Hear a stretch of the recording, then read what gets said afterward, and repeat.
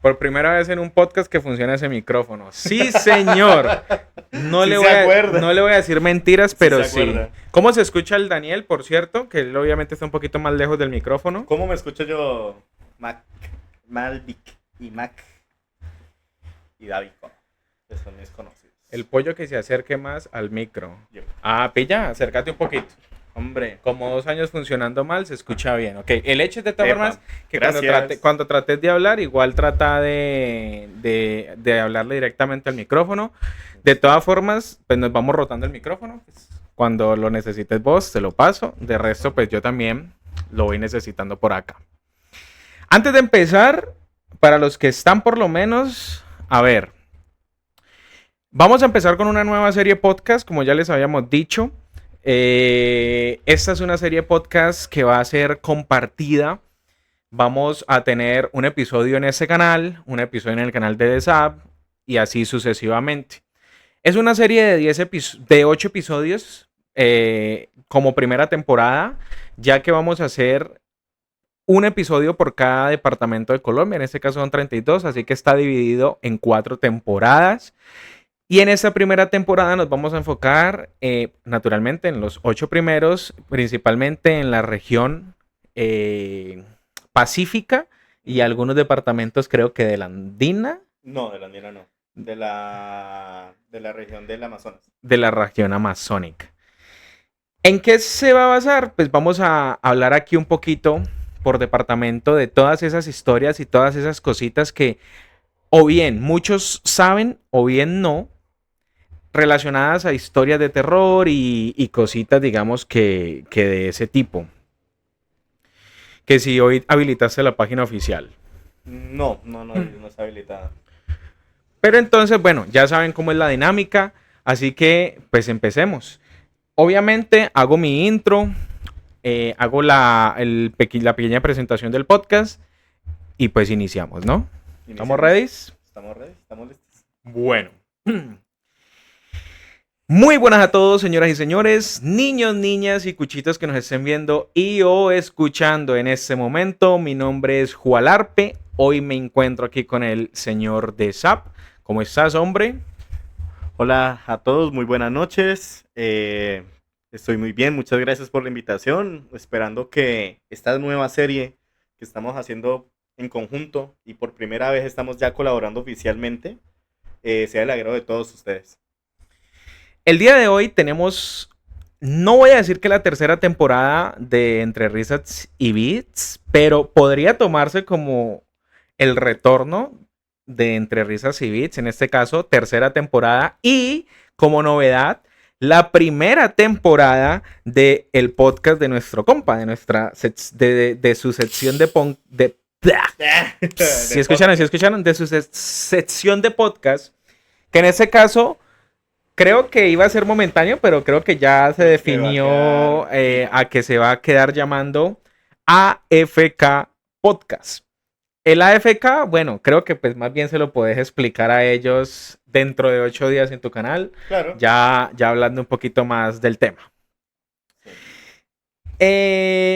Hoy vamos a hacer una sección de podcast en conjunto. Es decir, no es un podcast que le pertenece a Entre Risas y Beats y tampoco es un podcast que le pertenece a AFK. Es un podcast que lleva por nombre, o más bien es una sección que lleva por nombre Crónicas Oscuras de Colombia. Uh-huh. Y como su nombre lo indica, vamos a hablar acerca de esas cosas que suceden o pasan en Colombia, pero decidimos hacerlo por departamentos. El día de hoy, en la primera temporada, vamos a hablar de el Valle del Cauca. Obviamente, haciendo honor a este bello y hermoso lugar al que pertenecemos. La tierra de la caña, el calor, el chontaduro y varias cosas más. Entonces, háblales ahí un momentico y ya les hago la intro del podcast. Bueno, como decía mi compañero Juan Arpe, esta serie pues estará dividida en 4 temporadas. Empezaremos hoy con el Valle del Cauca, con algunas historias de las más reconocidas del Valle. Algunos las conocerán, otros quizás no. Y esa es la gracia de estos podcasts. Hablar también Si alguien tiene una historia que la pueda compartir en el chat en este momento, las vamos a leer en vivo. Historias que sean reales. No, acá nos estamos basando en historias reales, entre comillas. Exacto. Entre comillas. Porque algunas pues parecerán mitos. Nosotros no estuvimos ahí para comprobar que eran reales 100%. Pero si hay mucho hype, relatos parecidos en algo, es porque casualidad no es. Bueno, entonces, siendo así, empecemos. AFK Alejandro con kamikaze. Ustedes saben que pues hay lugares donde, digamos, el miedo muchas veces es simplemente una historia. Sin embargo, pues para muchos otros, por lo menos en mi caso no, creo que en el tuyo tampoco, o recuerdo que en algún momento lo fue, como Sí. por ejemplo fue para nuestro amigo Mac. El terror o el miedo ya no es simplemente una historia, sino que se convierte en una experiencia. Y pues por lo menos acá en el Valle tenemos buena historia y buena carnita de dónde coger Sí. en el tema de historias y en el tema de experiencias paranormales, extraterrestres, XYZ, como lo quieras llamar. Entonces aquí les vamos a mostrar en este momento 5 historias o 5 sucesos muy representativos del Valle del Cauca. Vamos a empezar con uno que quizá muchos de ustedes no lo conozcan porque no es o no se suscitó en un lugar muy concurrido, en un lugar que de pronto muchas personas referencian. Pero no sé si en algún momento alguno de ustedes alcanzó a escuchar, a leer o sus papás le contaron acerca de los seres del Guasimal. Imagínense que en una zona rural del Valle del Cauca, obviamente, muy cerca, más o menos a unos 20 minutos de Zarzal, donde obviamente está lejos del ruido de la ciudad, incluso de la cabecera municipal, pues hay un lugar que pues realmente el silencio es lo que prima, pero en ciertos momentos se sintió distinto. Pues ese es, digamos que el municipio de Guasimal. Ahí digamos que varios campesinos empezaron a notar algo extraño, algo que ni era un animal y si bien parecía una persona, realmente no era una persona. Lo describían como figuras, podrían describirlo como figuras o personas extremadamente altas, superando incluso los 2 metros. Que si bien una persona podría alcanzar esa estatura, pues hay que ser sinceros, creo que nuestros campesinos difícilmente podrían llegar a esas alturas tan exorbitantes. No tienen una genética. Adicional a eso, de ser figuras tan extremadamente grandes y altas, también vestían completamente de negro, algo que pues tampoco creo normal en una zona rural donde usualmente se lleva camisita, cuadros, pantalón de tela y boticas. Y su sombrerito para el sol. Y su sombrerito para el sol, claro que sí. Entonces es allí donde simplemente pues no importa dónde estemos, pero encontrarnos con este tipo de figuras, de personas o de entidades pues puede ser realmente espeluznante, ¿no?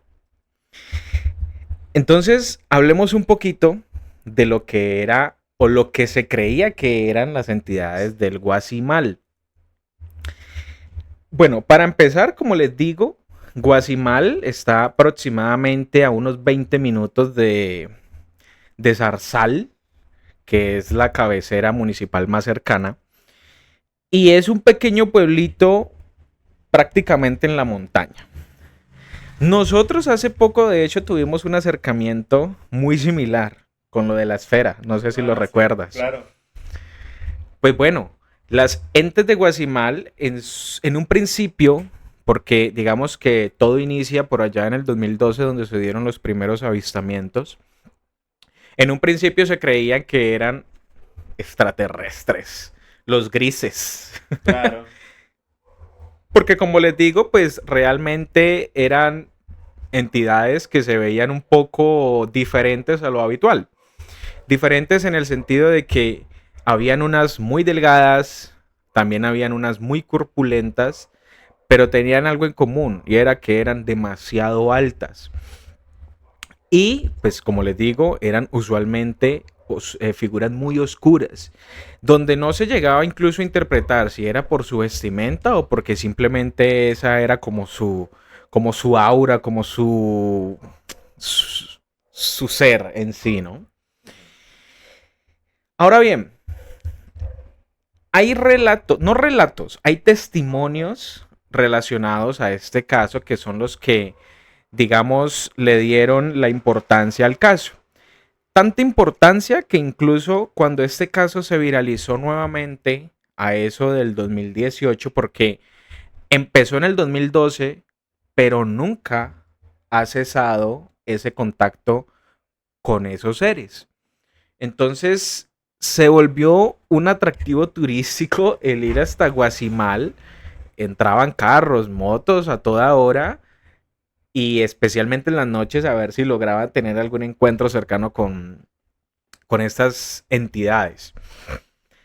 Lo que se logró reportar o lo que se logró obtener relacionado a estas figuras es que eran demasiado rápidas, que eran capaces de hablar nuestro idioma y que tenían habilidades naturalmente sobrehumanas. Especialmente en el sentido de la agilidad, o sea, de la rapidez que tenían y también, y algo en lo que todas las personas que en algún momento las vieron, era en el tema de su fuerza, por lo menos en la parte inferior, dado que aparentemente estas figuras tenían la capacidad de pegar unos brincos impresionantes y que eran capaces de pasarse de un campo a otro con mucha facilidad. Dentro de los testimonios, digamos que el más importante está el testimonio de un señor que se llama Diego Mondragón. Este hombre cuenta que tuvo su primer contacto a eso del 2012 aproximadamente, donde estos seres empezaron a aparecer de forma así, repentina en los campos de Guasimal. Con el tiempo o con las semanas, adicional a estas apariciones de entes, también se empezaron a ver ciertos destellos en el cielo, dado a eso fue que se cree o se dijo en cierto momento que podían ser seres que venían por fuera de nuestro planeta. El señor Diego Mondragón tiene, digamos que, la fama directamente en este caso, porque es la persona que incluso se ha involucrado más con este tipo de seres. ¿Por qué se sabe que estos seres también entienden y hablan nuestro idioma? Pues porque en algún momento se llegaron a comunicar con el señor Diego Mondragón, y no solamente con él, sino también con un patrullero de policía que en su momento también dio unas declaraciones relacionadas al caso. Según el señor Diego Mondragón, estos seres en algún momento que se manifestaron durante un agasapo, una fiesta que estaban teniendo en la zona, lograron decirle las siguientes palabras. Se nos ha autorizado venir a entregar un mensaje de sacrificio por la humanidad, amor y lealtad. Quiéranse unos a otros, porque muy pronto se acabará la raza humana. Sacaremos una poca semilla de ella en uno de los aportes del mensaje que pues nos dio Diego Mondragón de lo que estos seres en algún momento le dijeron. Adicional a eso, y digamos que unos meses después, también se sumó un policía. Este policía se llamaba Manuel Velandia Márquez, quien ya para ese entonces, cuando se dio, digamos, ese suceso, llevaba 16 años como oficial de policía.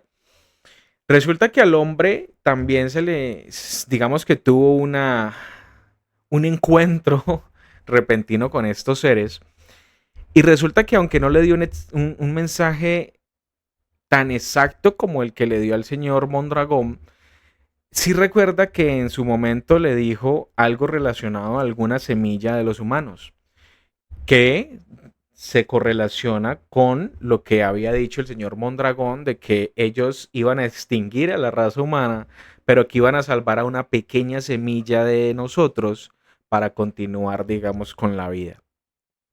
Entonces, digamos que se han ido sumando reportes o testimonios de personas que podrían incluso ser testimonios de peso, dado el caso de que viene, por ejemplo, de un policía. Obviamente se añaden testimonios incluso más importantes. Por ejemplo, se añade el testimonio de una persona. Es un ufólogo. Ya les digo el nombre. Perdón.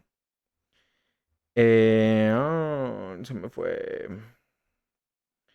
Se suma el testimonio del señor Cristian Ramos, que pertenece al grupo de contacto OVNI Colombia. Es un ufólogo colombiano que se dedica precisamente a la cacería o al estudio de este tipo de acontecimientos. Dice que se tomó el tiempo y el trabajo de estar en Guasimal y comprobar por sus propios ojos de que efectivamente estos entes sí aparecían de vez en cuando en la zona.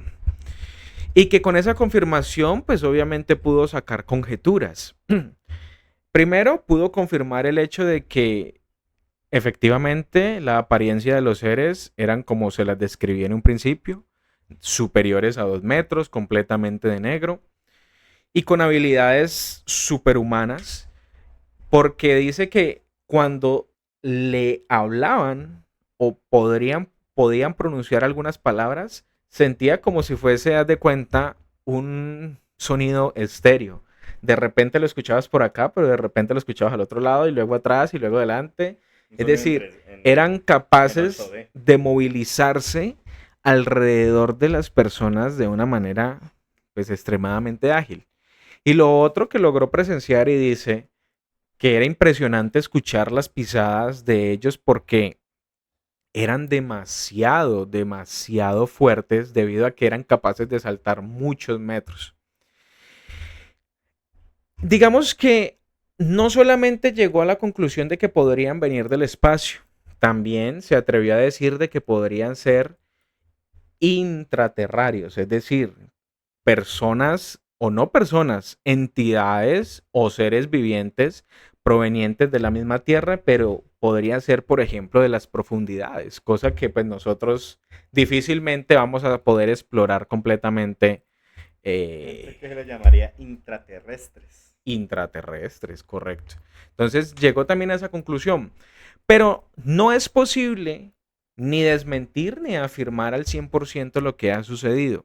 No lo podemos afirmar porque naturalmente ninguno de nosotros lo ha vivido. Podríamos de pronto vivir la La experiencia. experiencia. Si de pronto los de la FAC, si ya me entendió, ¿no? No lo permitieran, Sí. pero, Los de arriba. pero sería interesante.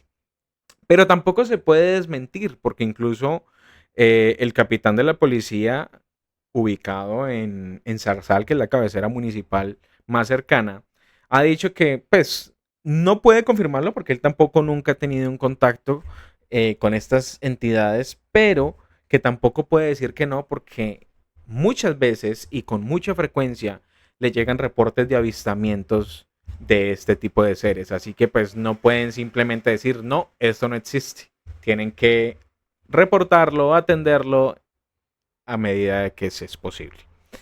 Así que pues mi gente, esos son los entes o los seres de Guasimal. Una historia que no es historia, pero que empezó por allá en el 2012 y que pues aparentemente sigue vigente. Así que pues no sé qué tal les pareció, si la conocían y si se atreverían, obviamente, a ir a conocer a estos seres, a estas entidades. ¿Qué ¿Algo por les...? decir? Pues es una historia que en lo personal yo no conocía. Ni siquiera sabía que existía Guasimal. Sin embargo, pues es algo muy interesante porque es un tema, como tú decías, puede ser real como puede ser falso. Pero es lo que ahí vuelvo a comentar lo que yo dije al inicio. Son historias que nosotros no podemos afirmar, pero es que hay demasiados reportes sobre el tema.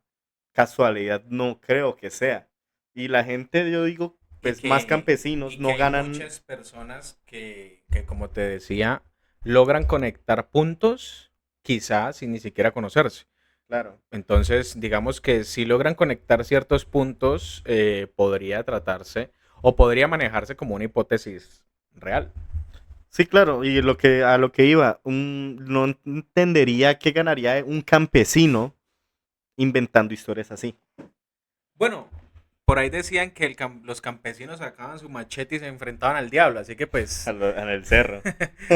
digamos que también puede estar suscitado porque no nos podemos decir mentiras. En el campo es donde más podemos presenciar este tipo de historias. Aún así, pues es una historia que divinamente podría ser real, teniendo en cuenta de que no es ni siquiera 100% algo paranormal o poltergeist, sino que podría ser relacionado a ciencia pura, personas intraterrestres, es decir, otros seres vivientes que viven aquí mismo en la Tierra, pero que no conocemos, o provenientes de afuera, extraterrestres.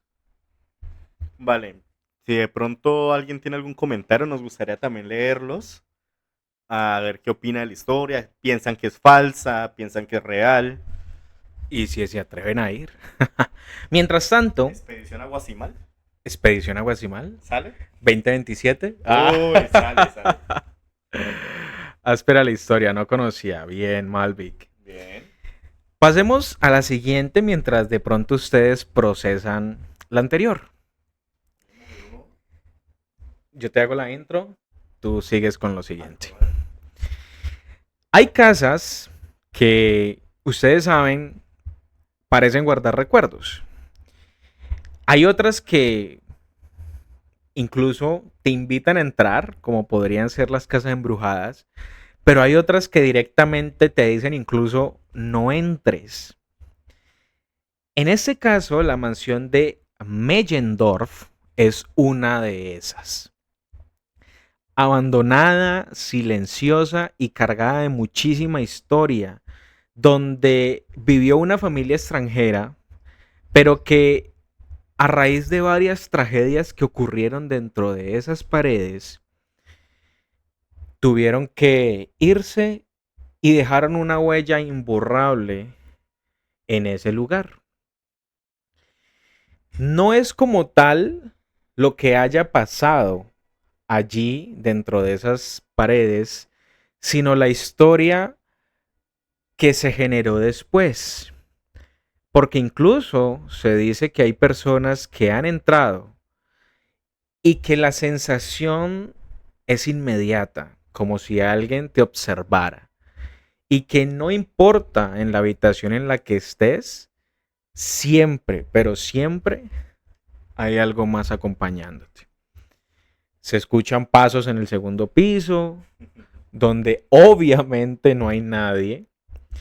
Y otros aseguran haber sentido una presencia justo detrás, respirando y haciendo sonidos. Eso sí, todos coinciden en algo, y es que no es un miedo normal, es una sensación que de verdad no debería de estar ahí. Entonces, procedemos con la mansión de Meyenford. Bueno, gracias por esa intro. Hijo de madre, por esa intro. ¿Dónde está la casa? Te pregunta. La casa, buscándola acá en Maps. La mansión. Esa NKD llega hasta Guasimal. Según Google Maps, la mansión queda por el cerrito. Sí. queda al lado del cerrito, se llama La Mansión Vía Santa Elena. Pollo habla un tris más duro. Uy. Dame un segundo. Si no estoy mal, creo que la mansión no está ubicada como tal en el cerrito. No, al lado. No, creo. Ya te investigo efectivamente dónde está, pero si no estoy mal, está ubicada en la ciudad de Palmira. Dame un ¿Más cerca de segundo. Palmira? Ok. Ve contando. Pollo habla un tris más duro. Ok. Bueno, después de la introducción, eh, a inicios del siglo XX, Pégate mal el micrófono. perdón, ya. A inicios del siglo XX, el Valle del Cauca era determinado uno... ¿Mierda? ¿Qué? Tú sigue. Ok. No te preocupes por los comentarios. Era uno de los departamentos muy estables debido a su producción agrícola en la caña de azúcar. Pero, gracias a esto, pues los terratenientes de la época se construían sus mansiones cerca a lo que hoy vendrían siendo ingenios de azúcar acá en la región. Una de estas propiedades fue la mansión Meyendorf, que perteneció a una de las familias más importantes y adineradas de la época y era de origen alemán. Por eso el nombre Meyendorf. La imponente mansión cuenta con una arquitectura muy particular que es admirada pues por los arquitectos actuales, porque digamos que era una construcción muy imponente para su época. Sin embargo, quienes la han visitado aseguran que en el interior habitan energías oscuras. De acuerdo con el testimonio de una periodista llamada Joana Arenas, las personas no suelen durar más de 2 minutos en el interior de la propiedad. Y la razón sería un ser del más allá que espanta a todas diversas formas de vida. La leyenda cuenta que una de las hijas del propietario de la mansión se enamoró de un campesino, desafiando las normas sociales de la época, por lo que decidió castigarla encerrándola y torturándola. Un día, la joven, ya cansada de los maltratos, decidió suicidarse lanzándose desde lo más alto. Se cree que desde entonces la mansión quedó maldita y el alma de la joven aún deambula por sus pasillos en busca de su amor imposible. Y acá, como decía correctamente mi compañero Jualarpe, la mansión Meyendorf queda a las afueras de Palmira, más al nororiente de Palmira, vía, aumentale un poquito, porfa, cerca al ingenio Manuelita. Lo que les dije. Bueno. Sí. Esto no es una historia que naturalmente sea muy distinta a lo que quizá pueden contar las personas mayores. Incluso, el hotel donde yo trabajé es un hotel que en su momento fue una casa muy codiciada y muy respetada. La Casa María, si no recuerdo mal, se llamaba. Y pasó una historia muy similar, donde la hija de los dueños se enamoró de una persona que no debía y por ese motivo pasaron ciertas cosas. Obviamente, pues yo no puedo hablar acerca del hotel, de si hubo experiencias o demás, porque no se trata de ese tipo de cosas y menos de lugares que son funcionales, porque ustedes saben que eso los puede afectar. Pero en el caso de la mansión Meyendorf, pues es un lugar que está completamente abandonado, así que cualquier persona que tenga las vísceras para entrar, pues lo podría hacer. Obviamente creo que, pues me imagino, va a estar con su seguridad y demás, y no creo que sea así tan fácil.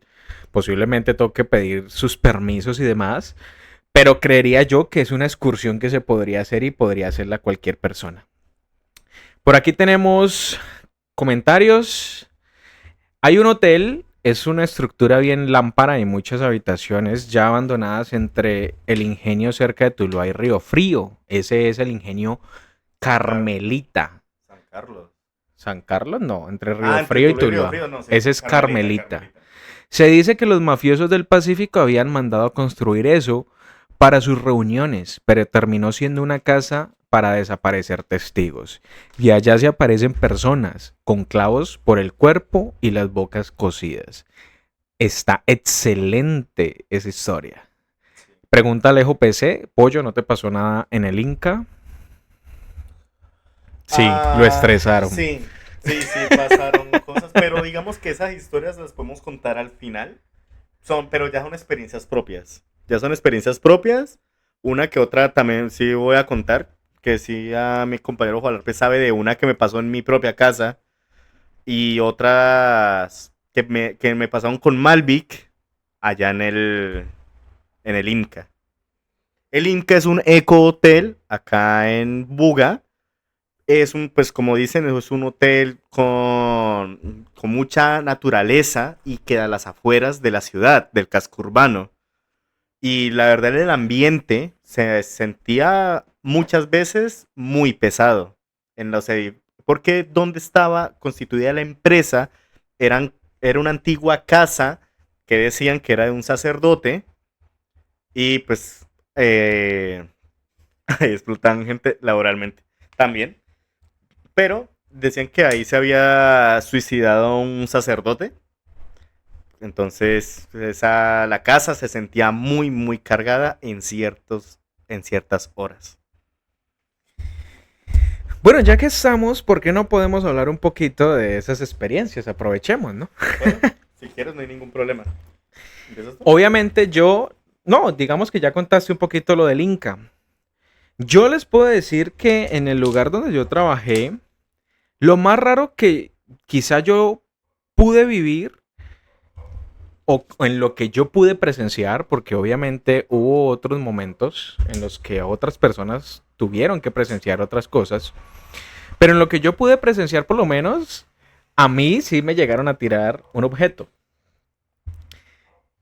La parte donde yo me ubicaba, que era el front del hotel, estaba muy cerca a una cafetería. Y la cafetería, pues obviamente tiene implementos. Pero, pues digamos que normal. Los implementos siempre están ahí, no tiene por qué pasar nada.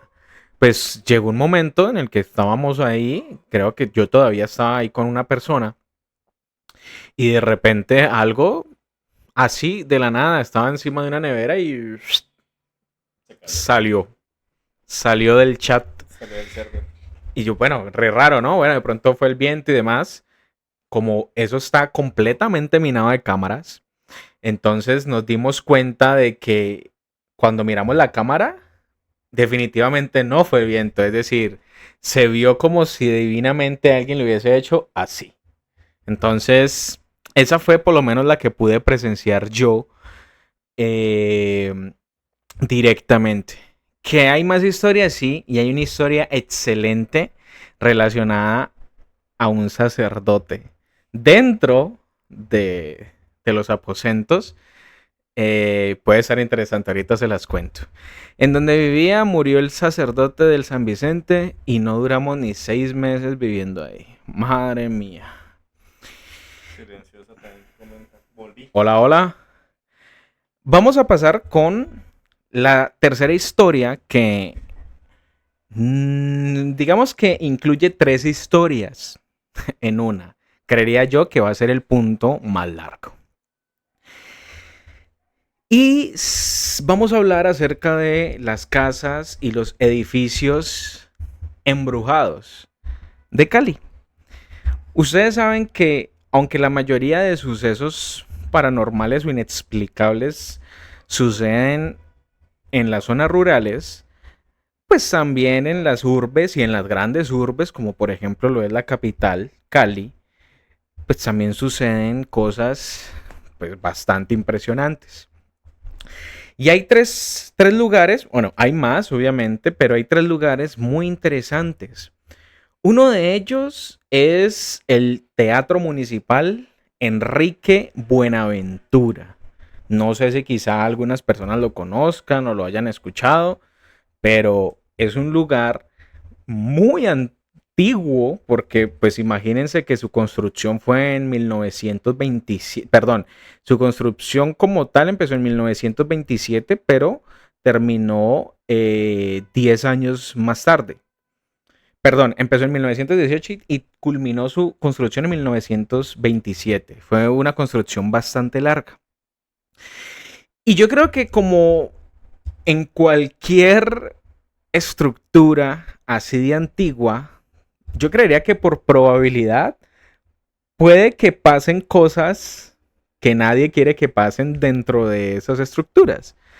Cualquier loquito por ahí se petateó, cualquier trabajador le pasó algo. Es decir, cosas que por mera probabilidad en lugares tan antiquísimos y con tanto flujo de gente pueden pasar. Pues resulta que este teatro es uno de ellos. En este caso, pues en el teatro, desde su inauguración, no digamos que tiene historias paranormales, pero a través de los años se han venido presentando ciertos sucesos que de cierta forma deja como ese saborcito de cosas paranormales. Resulta que dentro de este teatro, digamos, lo más reconocido, o por tradición oral y memoria colectiva, lo que más se recuerda o lo que más se suscita en este lugar es la aparición de ciertas entidades que en este caso sí se pueden relacionar completamente con algo paranormal o poltergeist. Cuentan los celadores, porque claro, los celadores son los que tienen las mejores historias, Claro. que es muy habitual que suceda un evento poltergeist dentro del teatro. Que por allá en la madrugada se suelen escuchar gritos y aplausos como si la gente estuviera ovacionando a alguien que se está presentando, cuando obviamente el teatro está completamente vacío. Pueden ser, no sé, residuos de energías y cosas así que quedan en el espacio y se manifiestan horas después o días después de esta forma. Algo que también pasa mucho y creo que es, digamos, el espectro o fantasma más representativo de este teatro es un señor que aparece con su sombrero y un cigarro. Este señor usualmente suele aparecer en el lobby del teatro y en muchas ocasiones le ha hecho la jugada a los celadores porque creen que es una persona que se quedó adentro cuando en realidad no, porque de repente pues desaparece, se desvanece. Y hay otros celadores que han llegado a contar que aunque nunca lo han visto, de repente por ahí en el teatro sí se siente como un aroma, un olor a cigarrillo, cosa que no debería de pasar. Esto digamos que puede estar dado eh, por un señor de nombre Elías Rivera, un hombre que vivió en ese terreno mucho antes de la construcción de este teatro municipal. Aparentemente, y ustedes saben que son las historias que nos llegan a nosotros, tuvo una pérdida importante.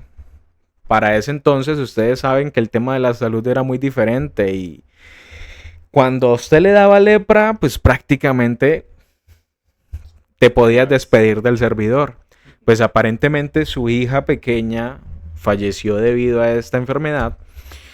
Y digamos que esto ocasionó una serie de sucesos que a la larga dejó el alma de este pobre señor penando. Y es el alma que aparentemente han visto muchísimos celadores y que también han sentido el olor a cigarrillo. Así que esto es lo que les puedo contar así de lo más importante de este teatro, aunque por supuesto tiene otras historias. También, digamos, relacionadas a poltergeist, por ejemplo, que no solamente se escuchan aplausos y gritos de personas ovacionando, sino que de vez en cuando se escuchan personas cantando, como si también hubiesen dejado sus residuos energéticos allí. Y además del Señor, aunque en menor medida, también hay una aparición, en este caso de una señora vestida completamente de negro en uno de los VIP o palcos, como le llamamos nosotros, del teatro, que aparentemente era una señora muy adinerada, pero lo perdió todo en cierto momento y cometió un acto que no debía cometer dentro de las instalaciones del municipio. Pues ahí aparentemente quedó su alma penando. Esa es la primera historia relacionada a las casas y edificios de Cali. Vamos a leer comentarios y ya paso a la siguiente. Dice Malvic, tengo una historia de Cibaté, aplica, eso es cerca de Bogotá. O ahora solo Valle. De momento, podríamos enfocarnos solamente en el Valle. Me pasó en el último Airbnb en el que estuve en Cali. No dormí nada esa noche y estaba sola. Y ya por la hora no pude reservar en hoteles cerca de la zona. Ese plancito me lo pierdo otra vez.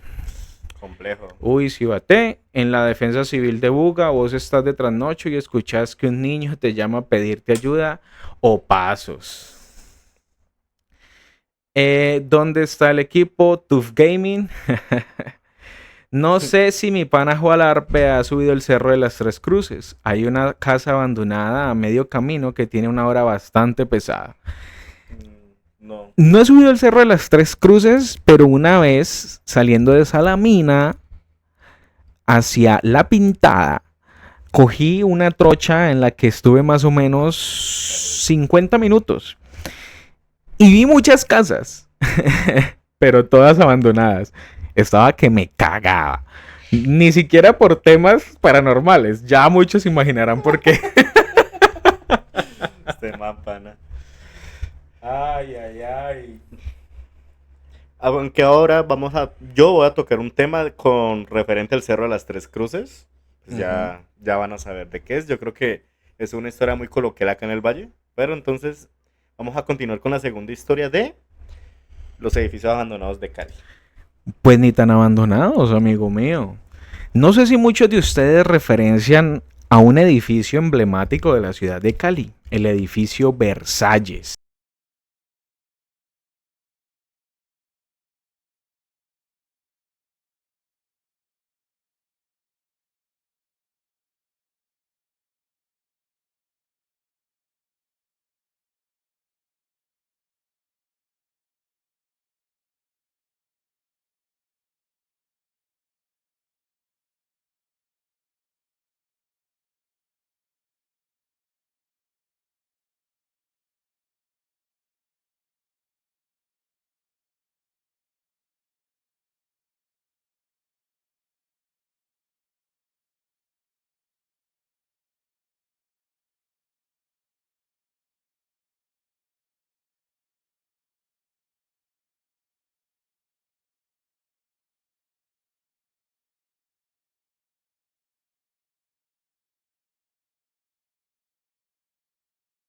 A ver.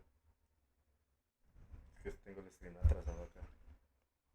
A ver, ¿me pueden decir? Ahora sí, ¿no? Aquí ya estoy escuchando. Sí, ya. Qué pena, de tanto mover esto se me desconectó. Pero mira, están todos pendientes. Epa, de eso, es agradable. de eso se trata, claro que sí.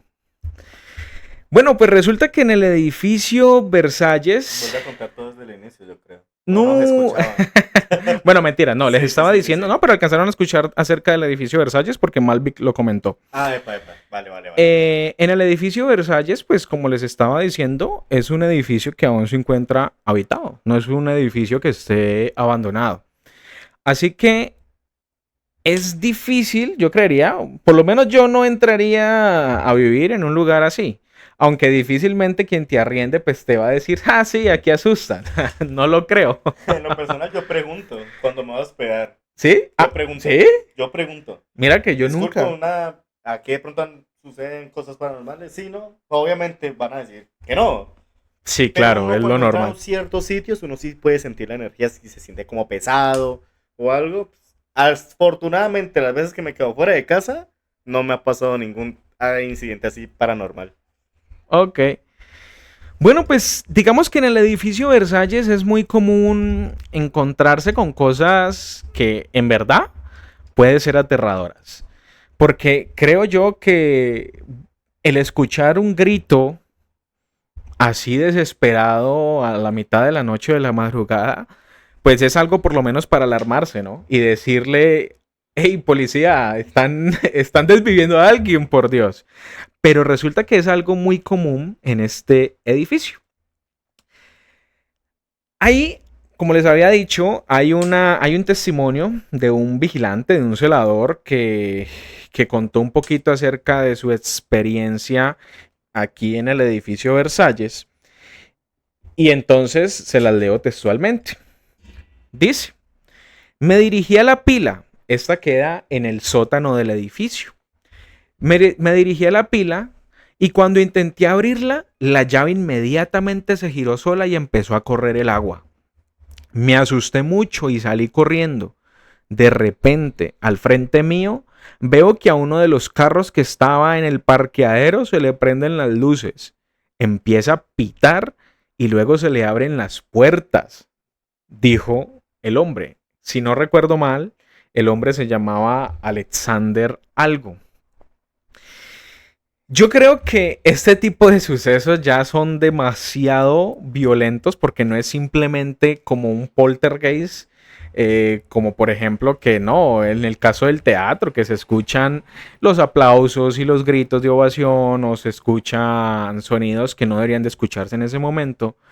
Pero ya el hecho de que te prendan luces, te abran puertas, te abran una llave, creo que ya es una fuerza realmente para preocuparse. Un poco mucho. Sí, sí, claro. Incluso dice el hombre que en ese momento pidió ayuda a su compañero, que de inmediato bajó a ayudarlo. Y que en el momento en el que estaba bajando en el ascensor, porque les recuerdo, estaba en el sótano, se empezaron a escuchar gritos desesperados de personas, lo que pues intensificó pues la problemática. Inmediatamente pidieron asistencia a bomberos y policía, pero después de hacer digamos una revisión por parte de la policía, pues sencillamente se dieron cuenta de que en el sótano efectivamente no había nada ni nadie.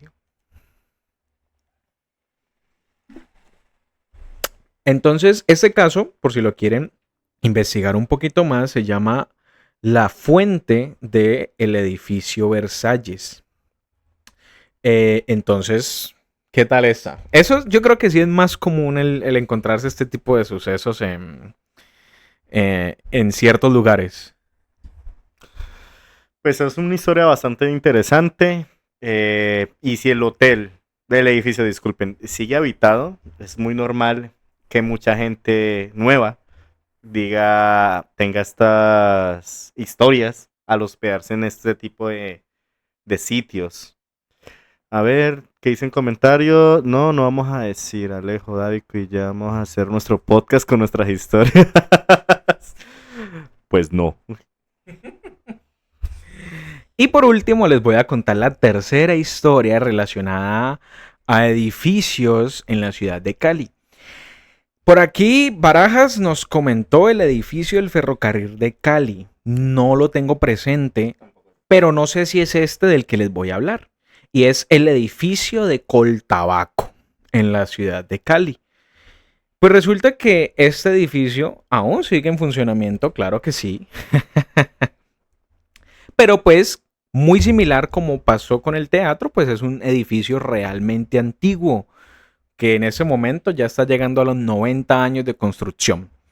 Así que, como cualquier estructura, como les dije antes, que tiene un flujo de personas muy elevado, pues por pura estadística puede suceder una desgracia, lamentablemente, en esos lugares. Pues resulta que en este edificio es muy común escuchar, igual que en el edificio anterior, voces agónicas de esos fríos inexplicables que de repente como que, uy, ¿qué pasó aquí? ¿Quién llegó? Sonidos, quejidos que pues yo creo que cualquier persona se asusta con eso.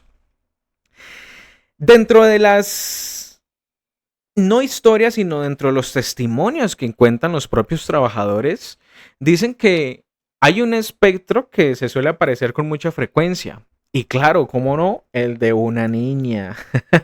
En este caso, en, exacto, pero en este caso la definen como una niña mulata de aproximadamente 1,60 metros, 60 centímetros de estatura, perdón, 60 metros, con ojos claros, cabello rizado y que lleva un vestido colonial color curúa. Pues digamos que por la cantidad de años que lleva el edificio construido, sí, podría ser. Pero es una descripción, creo que es demasiado específica. Muy específica. Es decir, que como puede ser mentiras, como puede ser de que efectivamente se haya presentado de una forma demasiado nítida para uno poderla ver y definir de esa manera.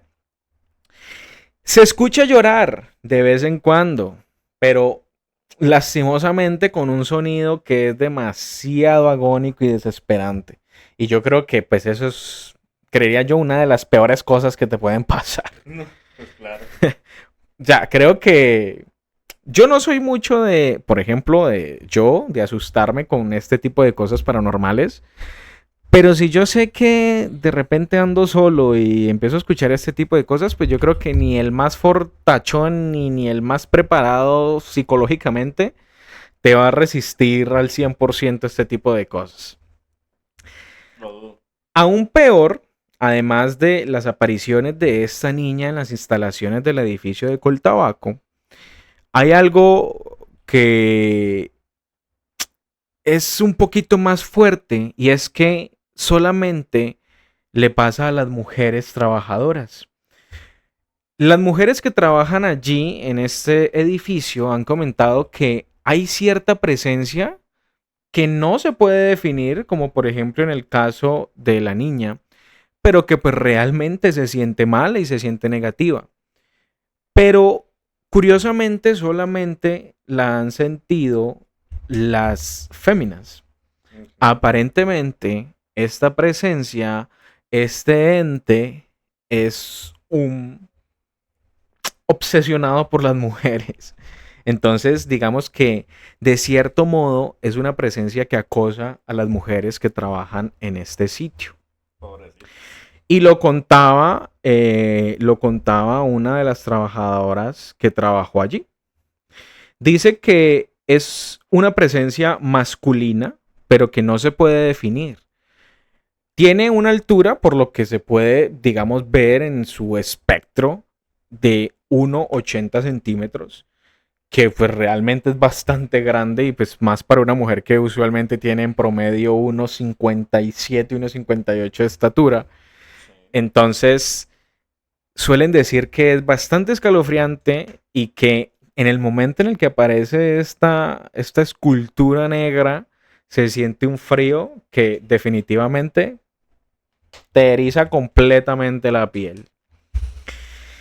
Así que pues, gente, con estas 3 historias terminamos con lo de los edificios de Cali. Pero no hemos acabado por el día de hoy. Nos quedan todavía 2 historias más que están a cargo de nuestro compa Daniel. La siguiente historia, aquí el chiquistriquis me la cambió. Perdóneme la vida. Me la cambió y me avisó a las 8:20. Así que... No, te avisé a las 8:35. Ah, bueno. Imagínense, pues. La estación del ferrocarril es diferente. Se cuenta porque fue usado como morgue de las víctimas de una explosión que hubo de unos carros del ejército en los años 60. La historia de los carros sí la contamos. No sé si te acordás del ¿cómo se llama? Del iceberg que contamos de Colombia. Sí, incluimos ese atentado. Incluimos ese atentado que fue de unos carros, de unos camiones que explotaron pues cerca del ejército y hubo sí muchas personas fallecidas. Bueno, hay que investigar un poco acerca entonces de ese edificio cercano a las vías del tren. Yo les voy a hacer esta introducción, aunque no tiene nada que ver con lo que vas a contar después, pero pues no la podemos dejar perder. quizá muchos la identifiquen. Todos han escuchado hablar de este mito, esta leyenda, pero una cosa es haber escuchado la historia y otra muy diferente es haber oído a este ente en persona. Principalmente en las zonas rurales del Valle del Cauca, hay personas que aseguran haber escuchado su llanto, que no es un sonido normal.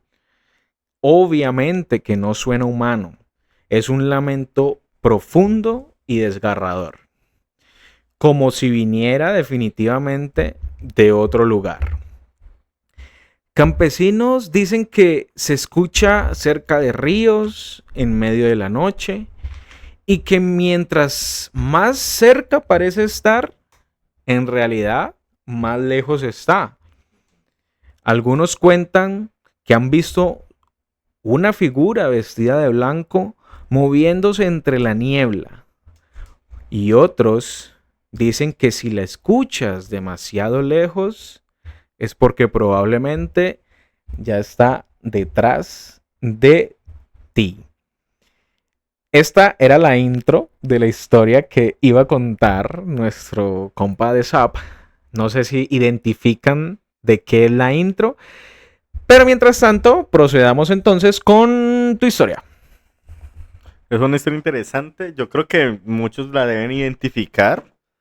Pero aparte de que me parece un poco más globalizada, porque este tema también tira demasiado en México, donde Y en se varias dice, zonas de Colombia, no solamente acá. sí, y donde se dice que es originaria, entre comillas. Ok. Entonces, aparte pues la página no abrió. Entonces tocaba buscar algo más sobre la marcha, que es lo que comenté del Cerro de las Tres Cruces de Cali. Ustedes saben que el Cerro de las Tres Cruces es un lugar muy icónico y cargado de leyendas urbanas. Como decía nuestro amigo Davico, de la casa que se ve abandonada en el medio de la subida, que pues la verdad no hemos identificado, pero podríamos investigarla para después. Entre las historias más sonadas o que más relacionan con el Cerro de las Tres Cruces es la leyenda de Visuraco, un misterioso demonio que algunos dicen deambula todas las noches alrededor del cerro. La palabra Visuraco proviene de combinación de otras dos palabras, brujo y diablo, y se usa de forma frecuente para hacer una referencia a una entidad sobrenatural. La culpa... El Busiraco. Busiraco. ¿Yo qué dije? Visuraco. Busiraco. Qué pena. Muchas gracias por la corrección. Es cuando me pongo una palabra así rara, difícil la cambio, pero ya. Busiraco. Los lugareños, los de la ciudad de Cali, indican que Busiraco es un gigante y tenebroso murciélago que puede ser observado en las noches en el cerro. Muchas personas pues a veces varían la referencia de cómo se ve Visuraco, pero pues la mayoría concuerda que es un ser de gran estatura, con cuernos, ojos brillantes y una sonrisa perturbadora. La leyenda no comienza en Cali, y acá pues me va a salir un poco del valle. La historia comienza en Cartagena, en años de independencias, en años donde acá gobernaba todavía el Imperio Español. La leyenda cuenta que en el Cerro de la Popa, en Cartagena, habitaba el demonio que se hacía llamar Busiraco. En este lugar, pues había una tina de joyas que eran sumergidas para que el demonio las bendijera, porque allá era venerado. Sin embargo, llegó un monje agustino, que se llamaba Fray Alonso de la Cruz Paredes, llegó a Cartagena por una misión encomendada por la Virgen María y observó que el demonio vivía en aquel cerro.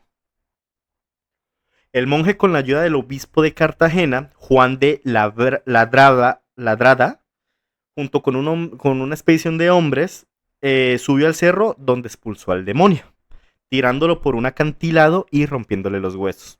Pero la gente, pues ya después dijo que lo que tiraron fue una estatua de oro, la cual pues se rompió.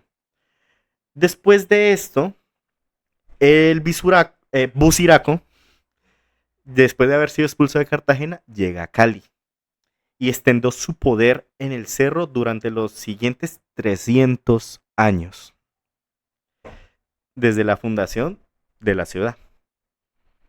Ay, perdón, se me perdió. Ya.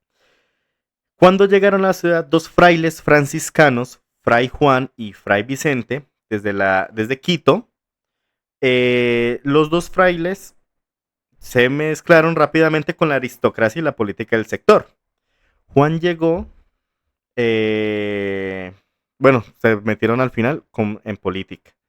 Pero por esa época, en el año 1837, Cali se vio inmersa en una ola de terror causada por múltiples muertes: viruela, dengue, lepra, la prostitución, incendios, plaga y falta de cosechas. El demonio se dejaba ver por los cielos, cuentan las leyendas, y figuraba como un murciélago gigantesco o como la sombra del diablo. Fue así que el 3 de mayo de 1837, me llevo esto un poquito para acá, ya. ¿No desconectó? No. Ajá. Los dos hermanos que llegaron de Quito subieron en procesión llevando 3 cruces de guadua, adornadas con flores y ramas. La guauda, pues saben que acá en el valle, pues es muy común. Con la idea, eso fue con la idea de exorcizar al demonio Buciraco por órdenes de la arquidiócesis de Cali. Cuando las 3 cruces fueron implantadas, se dice que una voz profunda surgió del cerro maldiciendo la ciudad. Los dos monjes continuaron cada 3 de mayo subiendo al cerro a renovar las cruces, que mantenían cautivo al demonio hasta el año 1850. Pues debido a, pues al siguiente año, en 1851, tuvieron que dejar la ciudad, por lo que les dije que se rozaron demasiado en la política. Luego de la partida de los hermanos, las procesiones continuaron de la mano de Fray Damián González, quien continuó bendiciendo y llevando las cruces de guadua a la cima del cerro. Luego de la muerte de los habitantes del barrio Rosa, luego de la muerte de este señor, Fray Damián, los habitantes del barrio Santa Rosa recolectaban fondos cada año para financiar la procesión. La tradición siguió más o menos igual, aunque con mucho menos fervor que en los tiempos iniciales. Hasta que el 7 de junio de 1925, un terremoto de 6.8 en la escala de Richter sacudió la ciudad.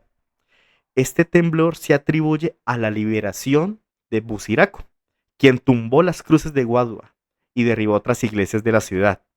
De esta forma, el demonio ancestral retornó a la ciudad con fuerza renovada. Al acercarse pues la celebración del 4º centenario de la ciudad de Cali y 100 años desde que los hermanos Cuesta ubicaron las primeras cruces, el padre Marco Tulio Collazos realizó la iniciativa de construir las 3 cruces, esta vez en hierro y cemento. La cruz central se comenzó a construir el 26 de mayo y se finalizó el 31 de diciembre de 1937.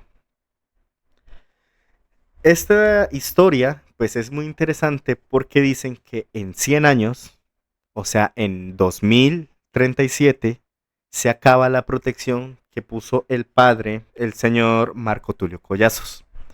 Eso significaría, entre comillas, que si no se renueva en 2037, el demonio del Bisuraco volvería a salir del cerro y volvería con mucha más fuerza de la que ya tuvo cuando se liberó el 7 de junio. Muchas personas fanáticas a esta historia, a esta leyenda, cuentan que para el año 2037 Cali y la región pacífica se van a ver inmersas en un gran terremoto. Esa es la leyenda que cuentan actualmente. Por eso, sé que desde ya muchos se estarán preparando para empezar a volver a renovar la bendición en el Cerro de las Tres Cruces. Amén, hermano. Amén. Bueno, en lo que acabamos esa historia, un amigo en interno me escribió la historia del padre San Vicente, acá en Buga. Ok, dame un segundo. Ajá. Terminemos con la historia final y contamos esta. Y la de Malvic también. Es la misma. Bueno, Sí. llegamos a la última historia, al último punto que teníamos preparado para ustedes el día de hoy. También está relacionado con la ciudad de Cali, claro, por supuesto, pues es Cali, es la capital. Pero esta es una historia que se presenta en una fecha muy importante, por lo menos para nosotros como colombianos.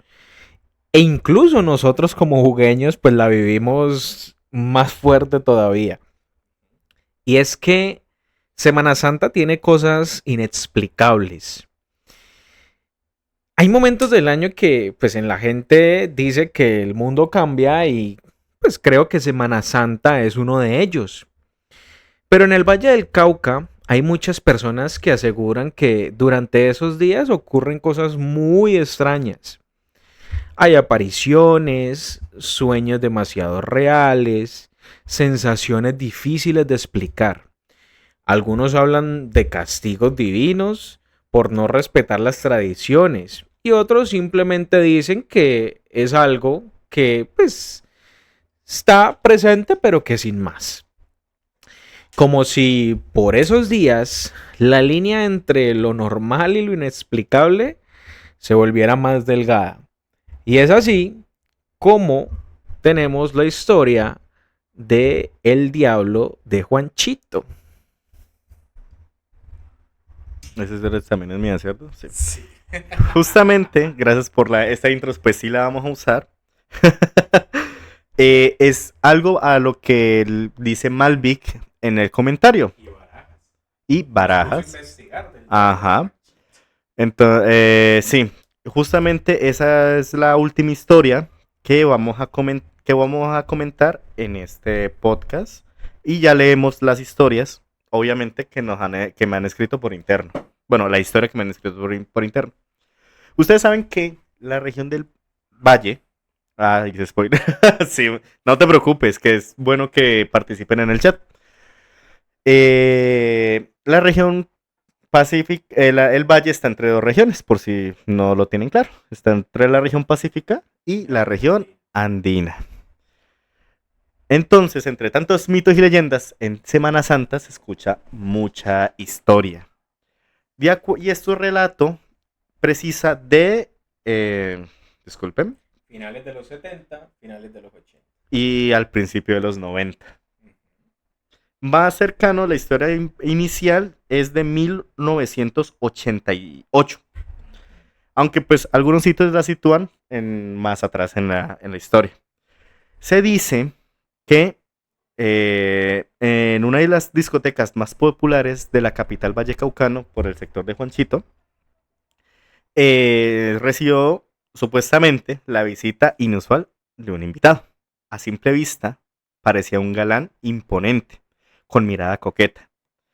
Sin embargo, para quienes interactuaron con él, era mucho más que eso. Cuando el hombre ingresó al establecimiento, era un Jueves Santo. El fantasioso relato dice que le bastó con poner un solo pie en el bar para que las mujeres posaran sus ojos sobre él. Su mirada seductora y sus llamativos rasgos físicos y su arrolladora personalidad le sirvieron para convertirse de manera inmediata en el alma de la fiesta. Cuenta la historia que el misterioso sujeto recorrió toda la discoteca en busca de una pareja de baile, hasta que por fin la encontró. Una mujer esbelta, de cabellos oscuros y tiernos ojos café, que al igual que las otras visitantes del lugar, no tuvo más remedio que sucumbir al encanto de este hombre. Se dice que se acercó a la mujer que se encontraba en la barra, entabló una corta conversación con ellas y después de algunos tragos compartidos la invitó a bailar. Bajo las luces del lugar, el individuo y la pareja, la chica, parecían uno solo. Los pasos dicen que eran hipnóticos para los demás que estaban presentes en la discoteca. Todo era felicidad y gozo. Sin embargo, el sujeto le lanzó una advertencia al oído a esta chica y dijo textualmente: no me mires los pies mientras bailamos. Pasaron unas cuantas canciones más. La chica, pues por el momento, le hizo caso. Sin embargo, ella quedó con la curiosidad, porque este hombre me dijo que no le mirara los pies. Algo raro, muy raro. Cuando sus ojos se trasladaron, pues de la curiosidad, ella bajó la mirada. ¿Y qué vio? En vez de encontrarse con dos pies humanos, la mujer se topó de frente con toscas y peludas pezuñas. La chica empezó a gritar de manera pues muy escandalosa y a raíz de esto el señor con el que estaba bailando empezó a reírse de una manera muy macabra. Y de acuerdo a la historia, un olor a azufre invadió a la discoteca y los obligó a salir a todos. Quienes se encontraban departiendo en el lugar no tuvieron más remedio que desalojar en medio de gritos despavoridos y pasos apresurados. Y se dice que una vez lograron llegar al parqueadero, los carros no encendían. En medio de este caótico momento hubo personas que volvieron al establecimiento. Allí se encontraron con la mujer que bailó con este demonio, quien estaba tendida en el piso con algunas quemaduras. No se sabe a ciencia cierta qué ocurrió con ella, mientras algunos aseguran que murió después del supuesto encuentro, otros afirman que perdió la cordura, por lo que tuvo que ser internada en un centro psiquiátrico. Respecto a la discoteca donde ocurrieron los hechos, se tienen dos teorías. Una apunta a que la aparición del diablo tuvo lugar en Changó y otra señala directamente a Agapito. Entre estas dos discotecas fue la aparición de este demonio. Dicen las historias que esto sucedió en Changó, porque Agapito cerraba desde el día lunes y no abría hasta el día sábado, desde las 7 de la noche. Agapito siempre respetaba mucho estos días santos. Así que la historia entre estos dos ronda más a Changó.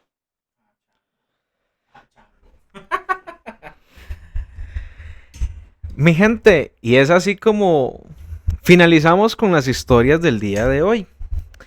El día de hoy estuvimos inmiscuidos en nuestro departamento, en el departamento que nos vio nacer, el Valle del Cauca.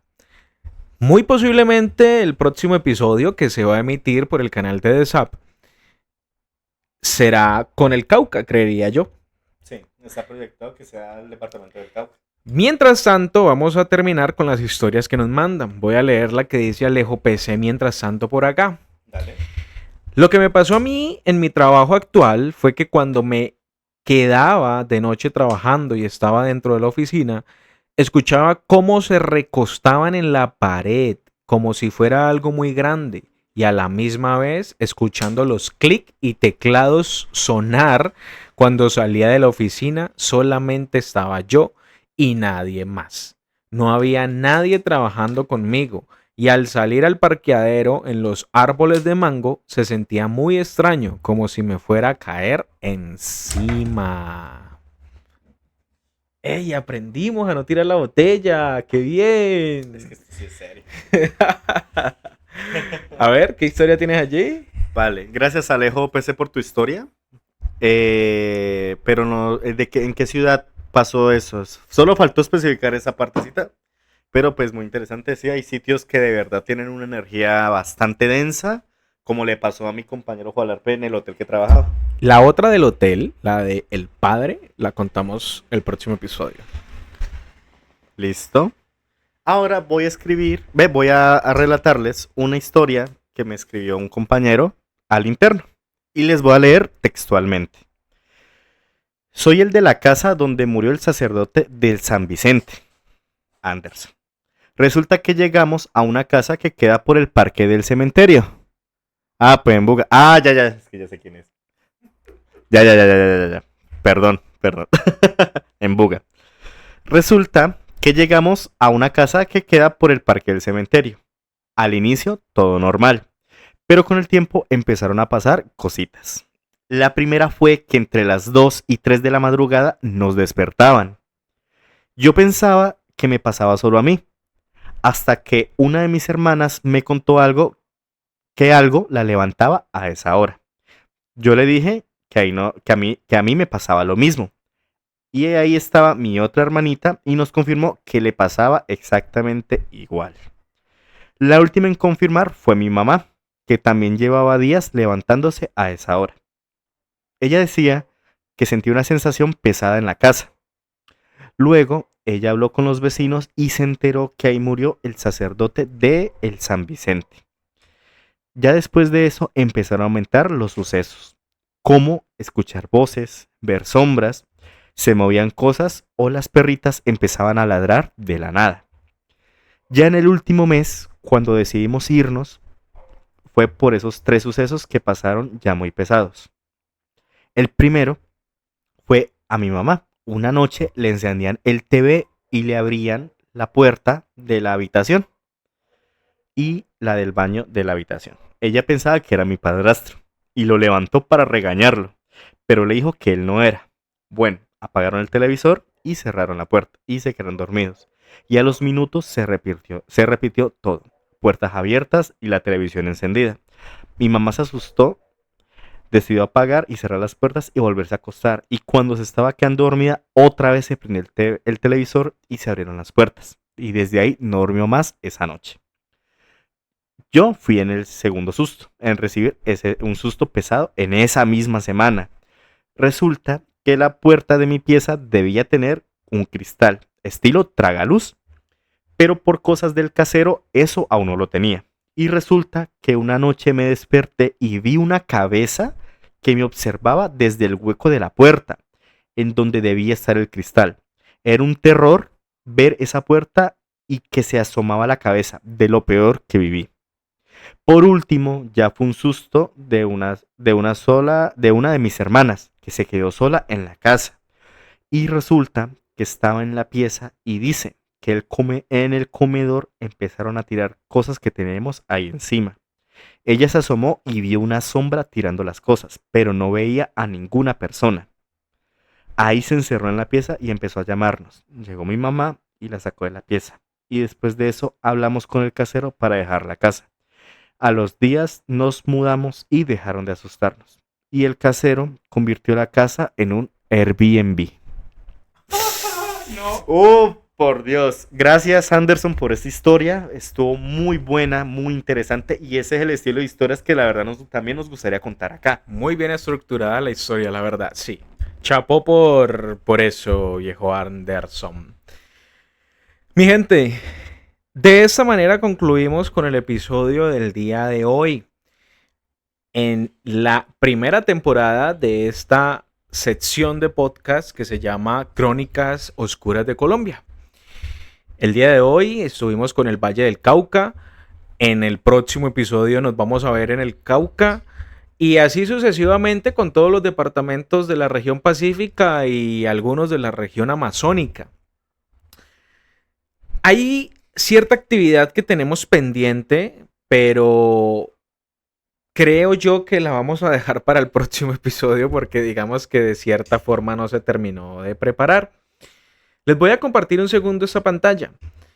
Nosotros tenemos la idea de hacer ciertos retos dentro del podcast Que también me gustaría, si pueden ustedes aportar con el tema de los retos, sería genial. Retos que podamos hacer acá, ¿no?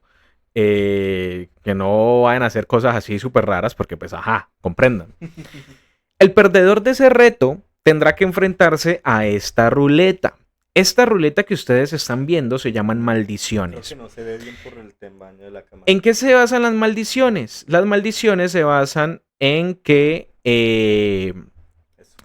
el perdedor deberá girar la ruleta y el personaje que le toque, aquí la estamos girando, el personaje que le toque deberá hacer una representación y deberá tener el comportamiento de ese personaje durante el episodio siguiente. Por ejemplo, si en este caso me hubiese tocado a mí, pues me hubiese tocado ser zombie. Entonces, pues la idea sería poner ciertas reglas a esa interpretación.